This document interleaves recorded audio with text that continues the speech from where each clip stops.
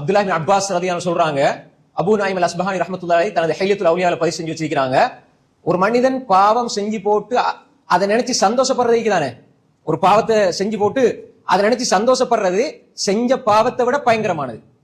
செஞ்ச பாவத்தை விட பயங்கரமானது. ஒரு ஆள் பாவம் செய்ய பார்க்கிறாரு, ஆனா அந்த பாவத்துல செய்ய இல்லாம அது தவறி போயிடுச்சு. பாவம் செய்ய தான் போனாரு, அது தவறி போச்சுது. இப்ப அநியாயமே தவறி போச்சுன்னு கவலைப்படுறதுக்கு தானே, கவலைப்படுறது தானே அந்த பாவத்தை செய்யறதை விட பயங்கரமானது. நல்லா விளங்கிக் கொள்ளுங்க. பாவத்தை செஞ்சு போட்டு சந்தோஷப்படுறது அந்த செஞ்ச பாவத்தை விட பயங்கரமானது. பாவம் செய்ய கிடைக்கலேன்னு வருந்துறது, அந்த வருந்துறதுக்கு தானே அது அந்த பாவத்தை செய்யறதை விட பயங்கரமானது. இந்த எண்ணம் தானே பாவத்துல மகிழ்ச்சி அடைகிறது, பாவம் தவறி போன கவலைப்படுறதெல்லாம் மிக பயங்கரமான ஒரு நிலை. எனவே தான் அப்துல்லாஹ் இப்னு அப்பாஸ் ரலியல்லாஹு இந்த கருத்து சொல்றாங்க. அபூ நுஐம் அல் அஸ்பஹானி ரஹ்மத்துல்லாஹி அலைஹி தனது ஹில்யத்துல் அவுலியாவுல இதை பதிவு செய்து வைத்திருக்கிறார்கள். அப்ப எனவே பாவத்தை நினைச்சு வருந்தணும்.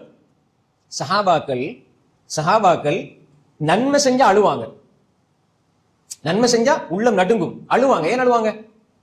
அல்லாஹ் இதை ஏற்றுக்கொண்டானா இல்லையா, இது அல்லாஹ் நாளைக்கு இஹ்லாஸ் இல்லைன்னு முகத்துல தூக்கி எரிஞ்சிருவானா அப்படின்னு அவங்க நன்மை செஞ்சு போட்டு அழுதாங்க.